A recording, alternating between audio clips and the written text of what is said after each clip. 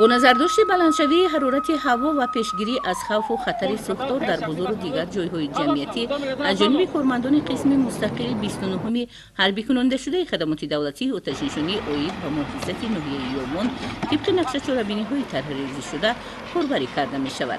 در همین زمینه در جمعیت دارای مسئولیت محدودی بازار مرکزی و تجارتی ناحیه یومن مشق تکتیکی آتش نشانی و کارهای نظارتی وابسته بر رعایت قاعده‌های بی‌خطری از سوختار گذرانیده شد. بنابر سبب بلند شدن حرارت هوا از طرف کارمندان قسم مستقل 29 حربی کننده شده خدمات دولتی آتش‌نشانی عاید به محافظت ناحیه یومن در جمعیت دارای مسئولیتش محدود نقطه فروش سودشواری و گاز مایع هولدور واقع در دهه نوکاران جماعت دیهات گلسره یوسفова ناحیه یومن جای دارد از طرف کارمندان بسته‌های نوبهاری که با جمع یک عدد نقلیات آتش‌نشانی هیئت شخصی 12 نفر مشق تکتیکی آتش‌نشانی گذرانده شد.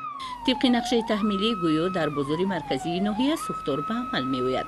برابر رسیدن بانگ خطر هیئت نوبتداری قسم مستقل 29 حربی کننده شده خدمات دولتی آتش نشانی عاید به محافظت ناحیه یومن برای زود و بی تأخیر برطرف نمودن سوختار شرطی سفربر شدند. با استفاده از نقلیات سوختار خاموش‌کنی دیگر آلات و واسطه‌های آتش خاموش‌کنی سوختار شرطی را برطرف نموده در یک مورد حالت تا کدام اندازه کارشایان بودن اسباب تجهیزاتی موجوده از قبیل موتورپمپ‌ها، جمک‌های آبگذر داخل راهروهای بازار سپری آتش نشانی مورد نظر کارمندان ساحه قرار گرفت. آتش نشانان در جریان مشق تکتیکی آتش نشانی همچنین با صاحبکاران و مسئولان طرز استفاده نمودن آتش خاموش‌کنک دستی عمل و حرکت آدمان را در چنین حالت‌ها فهمانیدند. تا جای به مشاهده رسید ماموریت بازار مرکزی ناحیه یومن با مقصد پیشگیری از حادثه‌های ناخوش در گوشه علاهیده حوض آتش نشانی تشکیل نمودند. همچنین در رسته‌های بازار جمک‌های آبگیری موجود است که هنگام حادثه سوختار آتش نشانان بی ممانعت از چنین امکانیت استفاده می‌کنند. ضمن گذراندن مشق تکتیکی آتش نشانی تمامی تدبیرها از جمله تامین نمودن نقلیات سوختار خاموش‌کنی با آب از جمک مخصوصی برای چنین حالت‌ها پیش بینی گردیده برای زود برطرف نمودن سوختار استفاده کرده شد. همچنین با مقصد سنجش حالت نقلیات سوختار خاموش‌کنی وارد رسته‌های بازار گردانیده شده مانعه‌های موجوده برطرف کرده شد.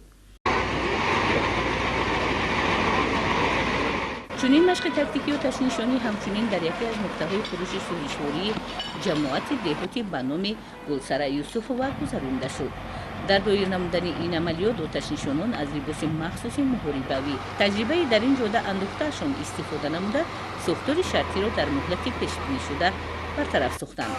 مسئولین ذکر داشتند که هدف از تشکیل و راه‌اندازی چنین عملیات و بلند برداشتن ملکه کسبی تحکیم فعالیت مشترک آتش نشانان با مسئولان رهبران و ساکنان روانه گردیده است.